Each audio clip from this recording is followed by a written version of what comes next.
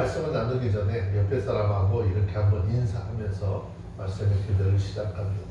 우리 이렇게 살지 맙시다. 그리고 한번 인사합니다. 시작. 우리 이렇게 살지 맙시다. 얼굴 표정들이 다들 우리 이렇게 살지 맙시다. 그랬더니 얼굴 표정들 갑자기 굳어지는 것 같아요. 뭔 얘기를 하려고 그러나. 오늘 본문에 있는 말씀이죠.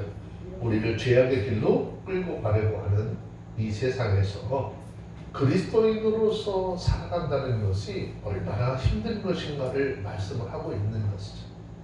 우리가 그리스도인이라면 어떻게 살아야 할 것인가 말씀하고 있습니다. 함께 말씀을 살피면서 은혜를 나누기를 소원합니다. 자, 그리스도인들은 세상과 짝하지 말라는 것인데요. 자, 잠언 29장 3절 4절입니다. 읽습니다. 시작. 지혜를 사모하는 자는 아비를 즐겁게 하여도 창기를 사귀는 자는 재물을 없이 하느니라. 왕을 공의로 나라를 경고케 하나 뇌물을 억지로 내는 자는 나라를 멸시하느니라. 자, 여기서 말하는 지혜를 사모한다라고 하는 말은 하나님을 경외하며 의롭게 사는, 바르게 사는 것을 이야기합니다. 그리고 이러한 자에게는 뭐가 있다는 거죠? 부귀와 장수가 있다, 재물이 있다. 부모에게도 기쁨이 될 것은 말할 필요가 없다라는 것이죠. 하지만 반대로 창기를 사귀는 자는 재물이 없이 한다 그랬어요. 자, 사실 이러한 자는 재물뿐만 아니라 자기 인생, 자기 삶 자체도 낭비하게 되는 것이죠. 뿐만 아니라 이렇게 무절제하고 방종하게 살면 육신의 몹쓸 병까지도 얻어서 건강과 자신의 생명마저도 위험을 맞이하게 됩니다.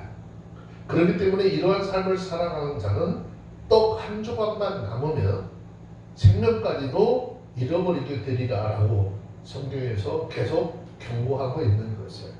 네가 아무리 많은 것을 축적을 했다 할지라도 너는 간신히 떡 한 조각으로 연명을 할 것이고 너의 생명까지도 위태롭게 될 것이다 라고 말씀하고 있는 것입니다.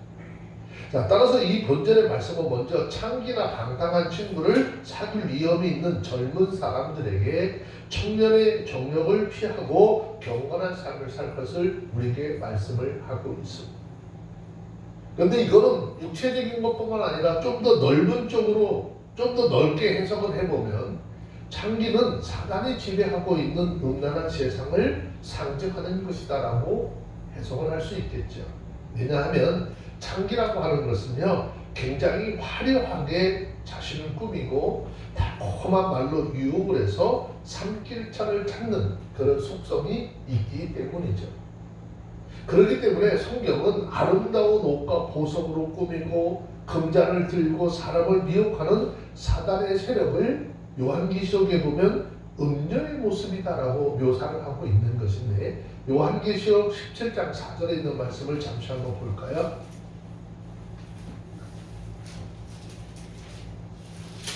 요한계시록 17장 4절입니다.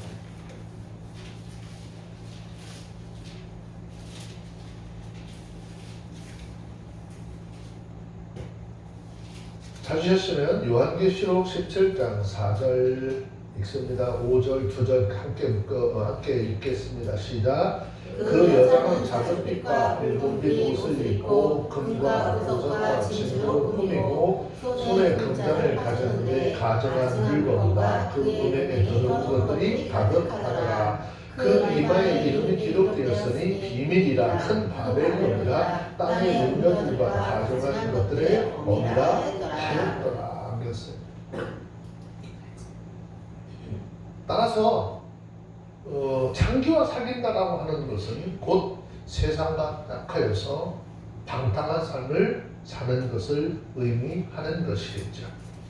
자, 그리고 이렇게 그리스도인들이 세상과 짝하여서 재물과 인생을 낭비하게 될 때 하늘에 계시는 우리 아버지 되신 하나님께서 그 모습을 보시면서 근심하시고 탄식하시고 이런 거 말할 필요가 없겠죠. 더구나 세상 유혹에 빠져서 믿음마저 잃게 된다라고 한다면 그 생명까지도 잃게 되는 것은 정말 무섭고 두려운 일이 아닐 수 없는 것입니다. 그렇기 때문에 여기 본절에서 이야기하고 있는 이 청년들뿐만 아니라 남녀노소를 불문하고 하나님을 따르는 모든 그리스도인들에 대한 교훈이자 경고의 말씀이라고 할 수 있는 것입니다. 여기 나하고는 상관이 없어가 아니라 이 말씀은 이곳에 모여서 하나님 앞에 예배드리는 모든 사람들에 해당되는 이야기다라는 것이죠. 따라서 그리스도인인 저와 여러분들은 천국을 향한 지금 순례길을 걷는 사람들이잖아요. 우리는 지금 천국을 향해서 걸어가고 있는 사람들이죠.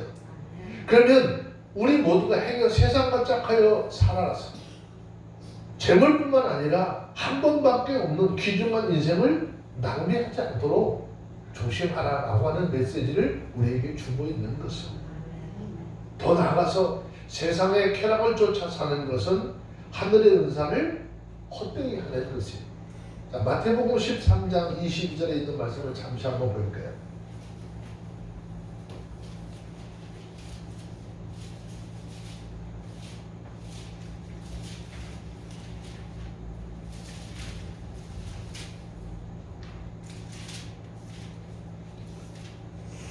읽습니다. 마태복음 13장 22절 시작. 가시떨기에 뿌렸다라고 하는 말씀을 들으나 세상의 염려와 재리의 유혹의 말씀에 맡겨 결실지 못하는 자다. 아무리 하나님의 말씀을 듣기는 들어도 세상적인 유혹, 세상적인 어떤 쾌락을 쫓아 살려고 하는 그런 것으로 가득 찼으니 하나님의 말씀을 통해서 우리에게 주시고자 하는 그것에 대한 결실을 맺을 수 없게 된다라는 것입니다. 이것은 하나님과 원수되는 거예요. 아무리 세상의 화려한 모습으로 우리를 유혹한다 할지라도 우리는 오직 예수 그리스도의 희생을 통해서 구원받은 하나님의 백성들이기 때문에 오직 하늘의 본향만 바라보고 경건하게 살아감으로써 주님께서 주시는 신령한 기쁨과 함께 약속된 생명의 영광을 얻는 하나님의 사람들이 다 되어주시기를 주의 이름으로 축원합니다. 두 번째, 악을 보면은요 책망할 줄 알아요. 잘못한 것 책망하지 않는 것, 이것은 결코 하나님 앞에 옳은 일이 아니다라고 하는 것이죠. 왜? 잘못된 것을 놔두고 그냥 잘한다고 놔두면은 그 사람이 멸망하는 것을 방조하는 것이다라고 이야기하고 있습니다. 자, 잠언 29장 5절 6절입니다. 읽습니다. 시작. 이웃에게 아첨하는 것은 그 발 앞에 그물을 치는 것이다. 악인의 범죄하는 것은 스스로 올무가 되게 하는 것이나 의인은 노래하고 기뻐하느니라. 자, 여기서 말하는 아첨이라고 하는 단어는 원문상 문맥을 보면 매끄럽게 하다라고 하는 뜻을 가진 단어에서 파생된 그런 이야기인데 매끄러운 것 이런 의미를 가지고 있습니다. 그렇기 때문에 여기 이 문맥을 고려하면 여기에는 다음과 같은 두 가지 의미가 담겨져 있다라고 볼 수 있어요. 첫째, 이웃들이 잘못된 행동을 할 때 쓴소리를 해서 바로 잡기보다는 듣기 좋고 매끄러운 말로 부드럽게 넘어간다. 야, 사람이 그럴 수도 있지. 그런 상황이 되면 우리도 그렇지 않겠어? 라고 하면서 잘못된 것을, 삶도 마찬가지고 신앙적인 거 마찬가지예요. 그럴 수 있어 라고 자꾸 하면서 어떻게 앞으로 그런 일이 있으면 너 충분히 그럴 수 있어 하면서 자꾸 하나님의 말씀의 뜻을 쫓아 살지 못하도록 만드는 것. 두 번째, 미끄러운 것을 둔다라고 하는 의미도 볼 수 있는데 이것은 죄악의 길로 가던 자가 아첨의 소리를 들으면 더욱 어떻게 해요? 의양양해져서 더 큰 죄악을 범하다 결국 미끄러지듯이 파멸에 빠져들 수밖에 없다라는 것입니다. 이러한 의미에서 죄악의 길을 가고 불신앙의 길을 가는 자들에게 아첨하는 것은 파멸을 방조하거나 아니면 유도 내지는 사주하는 것과 같다라는 것입니다. 그래서 여기서 얘기는 그의 발이 정확하게 누구의 발을 가리키는지에 대해서는 여러 가지 의견이 갈리고 있어요. 즉 아첨하는 말을 듣는 자의 발이냐 아첨하는 사람의 발이냐라고 하는 것입니다. 그런데 아첨을 하는 말을 듣고 죄악을 계속해서 가는 자가 먼저 거물과 함정에 빠져 파멸한다는 점을 생각을 하면 1차적으로는 아첨을 듣는 사람의 발이라고 보아야 할 것이라는 것입니다. 하지만 궁극적으로 아첨하는 자 역시도 동일한 함정에 빠지는 경우가 많다라고 하는 것을 생각하면 아첨하는 자의 발이라고 해석을 해도 그렇게 틀린 것이다 라고는 볼 수 없다는 것이죠. 이것은 불장난하는 아이를 보고 책망하기보다는 너 잘한다 라고 하는 조기 보기에 좋은 말을 한다면 결국 그 아이는 그 일을 통해서 화재를 어떻게 일으키는 장본인이 될 수 있고 모두가 다 그 일로 인해서 피해를 입게 될 것을 생각해 볼 수 있다는 것입니다. 제가 이제 이거 성경을 준비하면서 말씀을 준비하면서 저 어렸을 때 생각이 나더라고요. 그 친구들이 모여서 성냥가게에다 성냥을 이렇게 세워놓고 이렇게 손가락으로 톡톡 튕기면서 불이 팍 붙어서 나가는데 하지 말아야 되는데 옆에서 친구들이 자꾸 한번 너도 해봐 그랬는데 저도 성냥을 이렇게 세워가지고 이렇게 탁 튀었는데 그 바로 밑에가 옛날에 솜털집이 있었어요.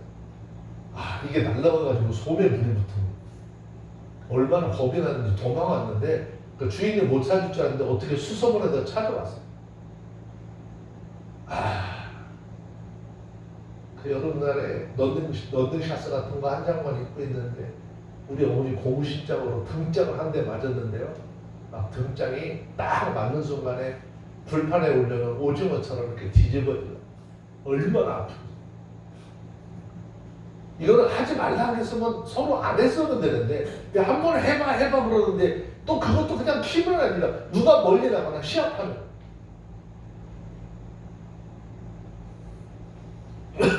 자 성경에는요 이와 같이 잘못을 저지른 사람들 또 잘못을 보고 그것을 잘못됐다라고 지적을 하고 바로 잡아주기보다는 그 죄악을 부추김으로 도리어 악한 결과를 당한 사람들에 대한 신뢰를 이야기하고 있는데 그 성경을 찾아서 봐도 비일비재하게 많아요. 제 입장뿐만이 아니라 성경 속에서 보면 너무나 많아요.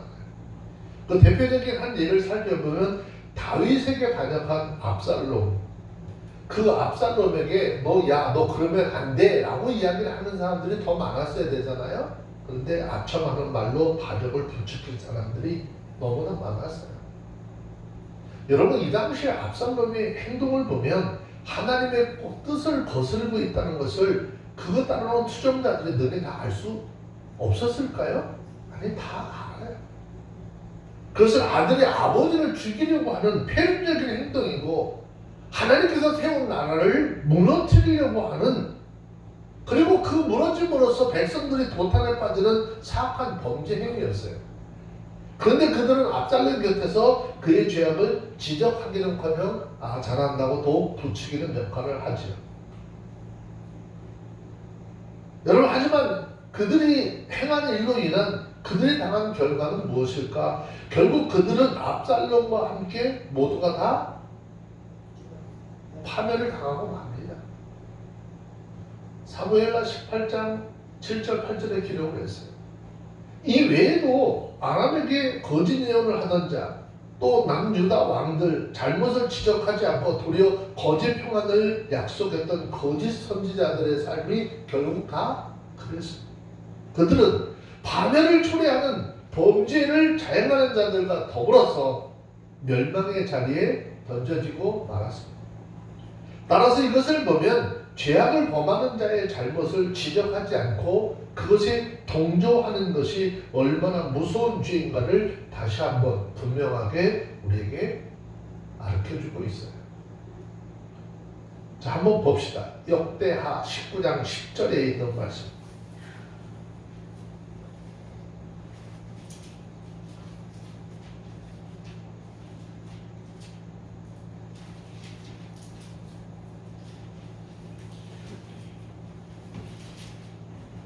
역대하 19장 10절. 네, 찾으셨으면 우리 한번 볼까요? 시작. 무릇 어느 성읍에 거한 너희 형제가 혹 피를 흘림이나 혹 율법이나 계명이나 율례나 규례를 인하여 너희에게 와서 송사하거든 저희를 경계하여 여호와께 죄를 얻지 않게 하여 너희와 너희 형제에게 진노하심이 임하지 말게 하라. 너희가 이렇게 행하면 죄가 없으리라. 잘못된 것을 이야기하면 어떻게 해요? 경계하라잖아요. 죄를 얻지 않도록 하라는 거예요. 즉 하나님의 말씀의 뜻을 쫓아 제대로 살지 못하는 것에 대해서 분명히 잘못된 것이라고 이야기할 수 있어야 하고 책망해야 되고 오늘 그렇게 해서 그들이 마음을 고치고 뜻을 돌이켜서 그들의 삶에 하나님의 진노가 임하지 않도록 하게 하라는 거예요. 그럼 만약에 그렇게 하지 않고 방조해버리면 너희에게 이거는 죄가 되는 거야 라고 이야기하는 거예요. 그렇다고 한다면 이 시대의 목회자들은 어떻게 돼요? 하나님의 있는 말씀을 있는 그대로 전할 수 있어야 돼요. 때로는 듣는 사람들이 좀 불편하고 좀 괴롭다 할지라도 하나님의 말씀 있는 그대로 전해줄 수 있어야 하고 하나님 예수 믿지 않으면 심판이고 예수 믿으면 천국이다 하는 이야기를 분명하게 이야기할 수 있어야 하는 것입니다. 여러분 율법을 버린 자들은 결코 악인들을 책망하지 않고 오히려 어떻게 칭찬하는 거예요. 하나님의 말씀의 뜻을 버린 사람들은 하나님의 말씀의 뜻대로 살지 않는 사람들을 책망하지 않아요. 잘했다고 한다라고 하는 것이에요. 따라서 서로 세상 사람들이 우리를 칭찬한다 할지라도 여러분 어떤 일에 대해서 우쭐대지 말고 반드시 말씀에 비춰서 우리 자신을 살피는 그런 삶이 있어야 하는 것입니다. 동시에 생활적으로 신앙적으로 죄악을 보고도 그냥 지나치거나 심지어 아첨하는 말로 넘어가는 것은 그 사람의 죄악을 방조하고 사주하는 것과 같은 죄임을 알고 결코 잠잠해서는 안 된다는 것입니다. 더군다나 나하고 가까운 사람들, 나에게 정말 소중한 사람들이라고 한다면 이 신앙적인 것, 생활적인 것 확실히 이야기를 하고 고칠 수 있도록 해줘야 한다는 것입니다. 우리에게는 죄악된 이 세상에 대한 파수꾼의 책임이 있다는 거죠. 죄로 만연된 이 세상에 하나님의 말씀을 전하고 그들이 전해들은 하나님의 말씀을 통해서 우리에게 돌아오도록 하는 파수꾼의 사명이 있습니다. 그렇다면 우리는 누구에게 내가 올바르다라고 한다면 하나님의 말씀이라고 한다면 용기 있게 책망하고 바로 잡아버려서 많은 영혼들을 사망의 그물과 사단이 쳐놓은 사망의 함정에서 건져내도록 해야 하는 것이죠. 여러분 지금 하나님께서 우리들을 왜 이 땅에 호응을 하며 살아가게 하셨을까? 이유가 뭘까요? 성경 한번 볼까요? 에스겔서 3장 17절.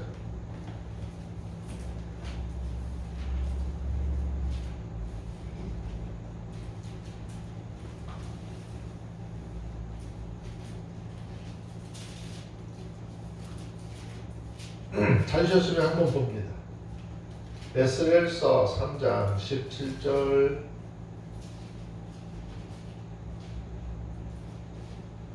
읽습니다. 시작. 인자야 내가 너를 이스라엘 족속 파수꾼으로 세웠으니 너는 내 입의 말을 듣고 나를 대신하여 그들을 깨우치라. 우리 모두에게 누구의 말을 들으라는 거죠? 사람의 말 들으라는 것이 아니에요. 하나님께서 주시는 말씀을 듣고 너희는 누굴 대신해서 하나님을 대신해서 그들에게 하나님의 말씀을 전하고 그들을 깨우쳐서 주께로 돌아오도록 하라는 거예요. 잘못된 신앙의 길을 가는 자들 돌이켜서 하나님께로 돌아오도록 만들어라는 것이죠. 잘한다 하고 아예 그냥 누구나 그럴 수 있어라고 하지 말라라는 것이죠.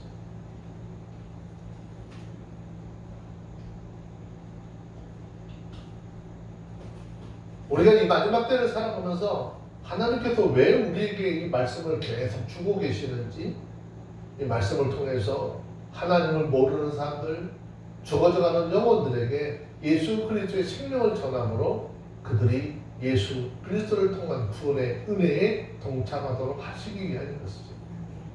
그것이 곧 하나님 나라의 상급이 되고 훌륭한 하나님의 기쁨이 되는 줄로 믿습니다. 그래서 우리 모두는 열심히 복음도 전해야 하는 것이고요. 특히 신앙생활하면서 하나님의 말씀에 벗어나는 것들 하지 못하도록 권면할 수 있어야 된다라는 것이죠. 자, 세 번째, 소외된 사람들, 고통에 있는 자들 무관심하지 말래요. 자, 한번 봅시다. 잠언 29장 7절, 8절, 9절입니다. 찾았으면 읽습니다. 시작. 의인은 가난한 자의 사정을 알아내나 악인은 알아줄 지식이 없느니라. 모만한 자는 성읍을 요란케 하여도 슬기로운 자는 노를 그치겠느니라. 지혜로운 자와 미련한 자가 다투면 지혜로운 자가 노하든지 웃든지 그 다툼이 그침이 없느니라.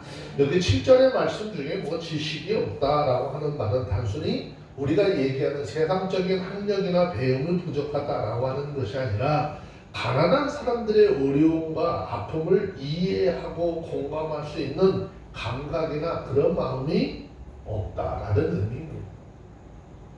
그렇기 때문에 아무리 학력이 많고 높은 교육을 받았다 할지라도 가난하고 어려운 사람들의 처지나 아픔을 이해하지 못하는 경우는 얼마든지 있을 수 있어요.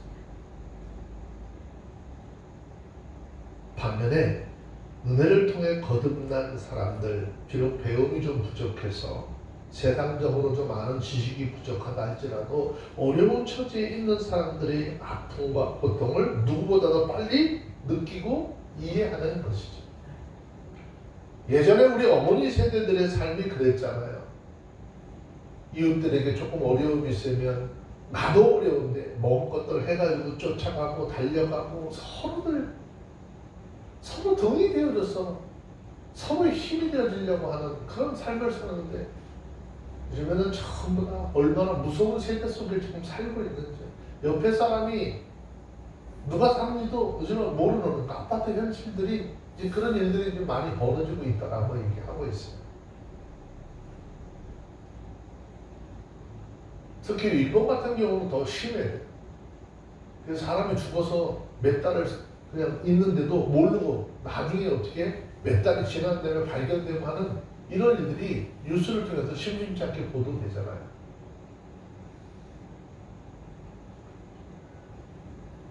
어려운 사람들의 아픔, 어려운 사람들의 고통을 누구보다 더 빨리 느끼고 이해할 수 있는 것, 이것은 하나님께서 그들의 마음을 거듭나게 하신 하나님의 은혜가 있기 때문이죠. 그렇기 때문에 똑같은 길을 가도 거듭나지 못한 자는 날마다 명품점과 고급 레스토랑밖에 보지 못하지만 거듭난 하나님의 사람들 눈에는 그 앞에 추위에 떨고 구걸하는 거지나 등에 아이를 업고 물건을 파는 가난한 여인의 모습을 먼저 볼 수밖에 없다라는 것입니다. 따라서 이러한 점에 입각해서 보면 가난하고 어려운 이웃들의 아픔을 좀 느껴야 하는데 느끼지 못하는 하나님의 사람들이 있다라고 한다면 그리스도인이라고 말할 자격이 없다라는 것이죠. 그리고 이러한 면에는 독일의 여성 신학자인 도로시 칠레라고 하는 사람이 있는데 이 사람이 이야기하기를 성도라면 한 번쯤 생각해볼 가치가 있다라고 할 수 있어서 제가 이렇게 한번 이 말씀을 소개를 잠시 하고 가려고 합니다. 여러분 언젠가 이 분은 뉴욕 성당에서 어떤 집회를 참석한 적이 있었대요. 거기서 한 여성이 나와서 간증을 하는데 그 간증을 듣게 되었어요. 그런데 아주 우아한 모습으로 차림을 한 여성이 자기가 본 남미에 대해서 말하면서 처음부터 끝까지 그냥 남미의 아름다운 경관에 대해서만 이야기를 하더라는 것이죠.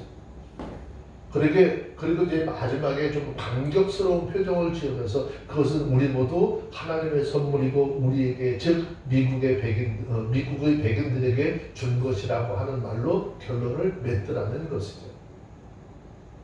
자, 하지만 여러분 하나님께서 창조하신 이 세상이 아름다운 것인 것은 틀림이 없지만 이면에는 인간들의 추악한 탐욕과 죄악으로 인해서 고통받는 사람들이 너무나 많다는 것이죠. 더구나 남미는요 종속 이론이 있어요. 사람과 사람 사이에 층이 있어서 어떤 사람이든 누구에게 종속이 돼버리면 그 사람은 종으로서의 신분을 벗어나지 못한다라고 하는 종속 이론이 있고, 해방신학을 외쳤던 사제들이 어떻게 하나님을 의지하는 것이 아니라 자기들의 힘으로 세상을 바꿔보겠다고 총을 들어야 할 만큼 아주 극심한 빈부의 격차와 함께 독재 정권에 의한 탄압과 인권유린이 심했던 것이 난민입니다. 거기다가 개발과 성장이라고 하는 이름 안에 무차별적으로 자연이 파괴됨으로써 수많은 생명체들이 짓밟히고 사라진 것이기도 하지. 그렇기 때문에 가난한 자들의 고통과 파괴되어져 가는 환경에 대한 약간의 의심만 있어도요, 난민을 바라보고 그렇게 낭만적인 감탄사 연방할 수 없다라는 것이죠. 그리고 도시 칠레라고 하는 이 사람은 화사한 차림으로 고급 호텔과 관광 명소가 드나드는 남미 사람들 겉모습만 보고 원더풀이라고 외치는 그의 이러한 감정 앞에 굉장히 큰 충격을 받았다라는 것이죠. 자, 그러면 제가 이 말씀을 왜 지금 소개를 했을까요? 우리는 어떨까라는 거예요. 우리는 어떨까? 우리 역시도 혹시 가난과 질병으로 고통받는 이웃 수없이 많은데,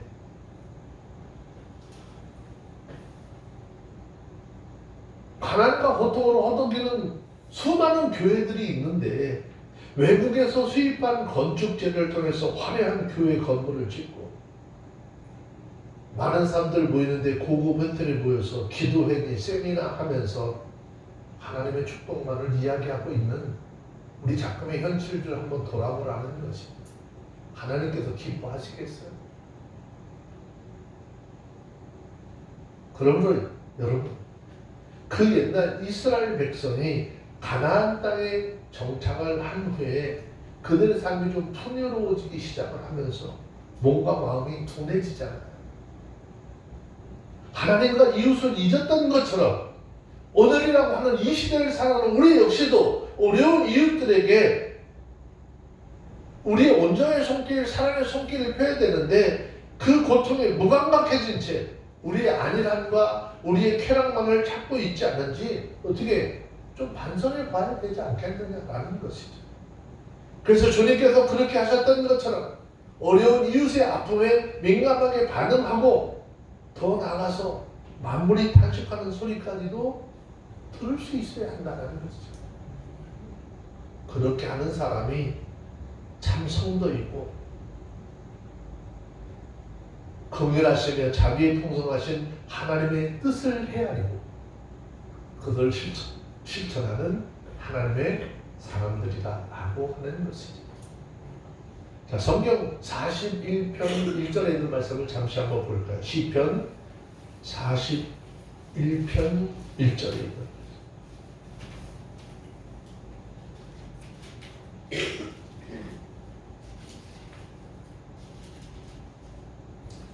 시편 41편 1절입니다.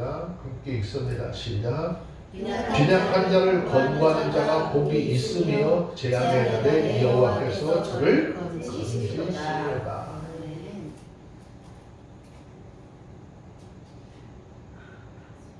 지금 우리의 이 땅에 존재하고 있는 교회들의 현실을 돌아보고 믿음의 사람들의 삶의 현실을 돌아보면서 오늘 시편 41편 1절에 있는 말씀을 어떻게 우리 마음속에 새겨야 하는 거예요.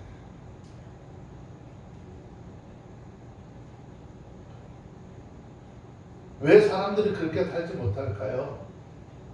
이 땅에서 믿음대로 살지 않아요.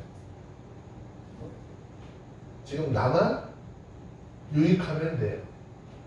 나만 고통이 없으면 돼요. 소위 얘기하는 나만 아니면 되는 거죠. 자, 잠언 29장 10절 말씀해 보니까 믿음대로 살고자 하는 사람은 고난을 각오를 해야 된다라는 것인데, 자, 잠언 29장 10절입니다. 시작.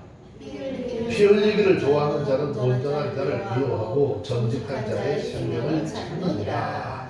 여기서 피 흘리기를 좋아하는 자라고 하는 것은요, 단순히 직접적으로 살인하는 자뿐만 아니라 자기의 이익을 위해서 무고한 사람들을 해치는 모든 자들을 통틀어서 하는 이야기입니다. 그리고 온전한 자들이라고 하는 것은 하나님의 말씀에 순종해서 믿음으로 살려고 하는 사람들을 말하는 것인데, 이런 대상들을 상대로 뭐 하기를 좋아하는 사람? 피를 흘리기를 좋아하는 자는 하나님께서 보실 때 어떤 상대에 대해서 극도의 혐오가, 증오심이 그 마음속에 있는 것입니다. 이것은 단지 그냥 감정적인 상태로 그 마음에 있는 게 아니라 실제로 행동으로 옮겨서 물리적 공격이나 상대들을 통해서 어떻게 피해를, 상해를 끼치게 된다는 것입니다. 정직한 자, 악인과는 좀 반대편에서 서 있는 그런 사람들, 의인들, 의로운 삶을 추구하는 이런 사람들을 통틀어서 하는 이야기. 이들은 문자적으로 완전한 때 완전한 자로 선 위에서 몸부림을 치는 사람들을 지칭합니다. 솔로몬은 이처럼 의로운 삶, 하나님 앞에서 거룩하고 정결한 삶을 사는 사람들을 악인들, 피 흘리기를 즐겨하는 자들 이렇게 미워한다라고 설명을 하고 있어요. 자, 미워한다라고 하는 말은 피 흘리는 자들이 의로운 자들을 미워한다라고 하는 의미뿐만이 아니라 그들에게 실제적으로 어떤 공격을 가하고 압력을 가해서 실제 의인들이 피를 흘리고 고난 가운데 빠진다라는 의미입니다. 근데 사실 피 흘리기를 좋아하는 이 자들이 단순히 의로운 자를 미워하는 것으로 그친다라고 해석을 하는 것이 매우 불안전할 뿐만 아니라 좀 어색한 부분도 있는 거예요. 이것은 피에 굶주린 자들이 의를 미워할 뿐 아니라 더 이상 행동을 취하지 않고 가만히 있는 경우가 거의 없어요. 사람이요, 누구를 한번 딱 때려가지고 피가 나잖아요. 피나네? 그만해야지 가는 게 없어요. 자기 돈이 풀릴 때까지 싸운다니까요. 그러니까 결국에는 잘못하면 그 사람을 어른데 죽는 데까지 가게 팬다는 거예요. 이게 폭력적인 사건들도 다 그런 거예요. 자, 자기가 단순히 미워하고 감정적 것으로 끝나는 것이 아니라 계속해서 더 발전을 해 나가는 거죠. 우리가 잘 알고 있는 것처럼 창세기 4장 1절로 8절 말씀해 보세요.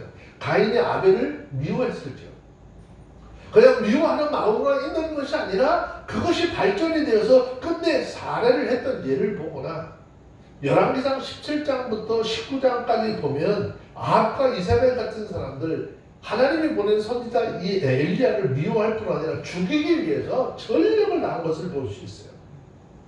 그러면 이처럼 피 흘리기를 좋아하는 자들이 의롭고 정직한 자를 미워할 뿐만 아니라 죽이려고 하는 이유가 무엇일까라는 거죠.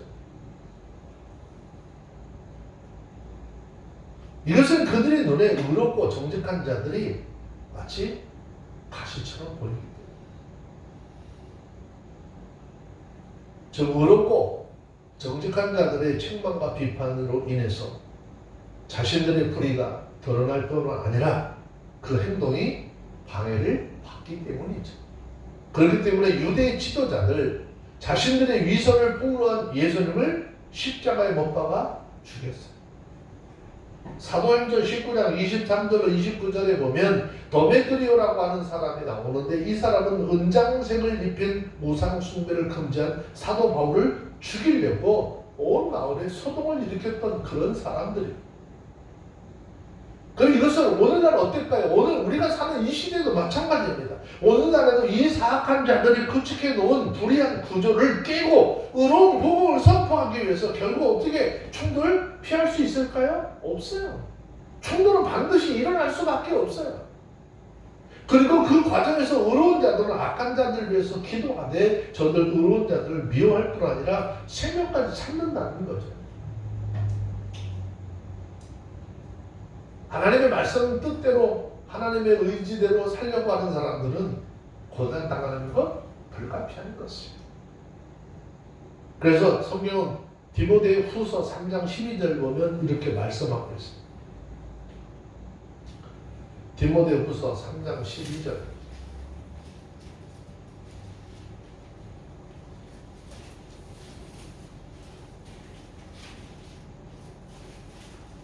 찾으셨으면 한번 볼까요? 디모데후서 3장 12절 시작. 무릇 그리스도 예수 안에서 경건하게 살고자 하는 자는 핍박을 받으리라. 그러므로 저와 여러분들 복음을 믿고 예수 그리스도를 따르는 것이 분명히 복된 길이기는 하지만 그 길은 넓고 편안한 길이 아니라 주님께서 우리에게 말씀하신 것처럼 좁고 험한 길이라는 사실을 기억해야 돼요. 그러니까 주님께서 우리에게 요구하는 길은 어떤 길이에요? 우리가 걸어가야 될 길, 넓고 편안한 길이 아니라 좁고 협착한 길이라는 것이죠. 비록 저와 여러분들이 걸어가는 길이 불같은 시련이 닥친다 할지라도 이상히 여길 것이 없다라는 것이죠. 사도 베드로가 베드로전서 4장 12절 말씀에 보면 사랑하는 자들아 너희를 시련하려고 오는 불시험을 이상을 당하는 것 같이 이상히 여기지 말라 그랬어요. 왜? 믿음으로 살고자 하면 그곳에는 반드시 사단의 세력과 이단 사상들이 우리를 괴롭힐 것이기 때문에 우리가 하나님 말씀대로 살려고 하면 힘들고 어렵다. 이상한 건 아니라는 것이죠. 이 땅에서 믿음으로 의롭게 살고자 하는 자 반드시 고난을 받는 것 자연스러운 것이라는 것이죠. 그러므로 저와 여러분들 우리가 혹 말씀대로 살려고 주님의 뜻대로 살려고 하다 보니까 혹시 우리 가운데 어려운 일이 생길 때 여러분 그것 때문에 흔들리지 말고 흔들림이 없는 믿음의 길, 의의 길을 걸어가는 우리 모두가 되어주시기를 주의 이름으로 축원합니다. 또 그 길이 좁고 협착하기도 하지만 거기에는 생명이 있고 그 길 끝에 우리의 앞서 의의 길을 걸어가신 우리의 생명 되신 주님이 우리를 맞이하기 위해서 큰 심판을 벌리시고 우리를 기다리고 있는 것이죠. 우리 주님 그 길 끝까지 가야 만날 수 있는 것이고 그 길 끝에 가야 주님 품에 안길 수 있는 것입니다. 저와 여러분들 주님께서 우리에게 주신 그 날을 소망하고 기대하면서 때로는 힘들고 어려울 때 내 주변에서 나와 함께하는 사람들과 손잡고 온전한 믿음의 길을 걸어가는 믿음의 사람들이 다 되어주시기를 주 이름으로 축원합니다. 나 혼자가 아니라 내 주변에 나와 함께하는 믿음의 사람들이 있습니다. 함께 손을 잡고 함께 어깨 동무하면서 그 믿음의 길을 걸어갈 수 있는 모두가 되어주시기를 주 이름으로 축원합니다. 기도합니다. 거룩하신 하나님의 귀한 은혜가 우리 가운데 있게 하시고 오늘 하나님 앞에 우리 이런 삶 살지 말자라고 고백했습니다.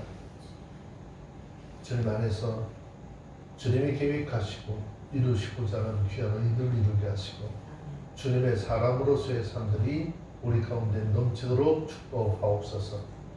오늘도 이 예배 자리에 함께 하신 아버지 말씀의 능력을 쫓아 신앙이 하나님의 중심으로 두고 믿음의 길을 걸어갈 때 고난이 있고 어려움이 있습니다.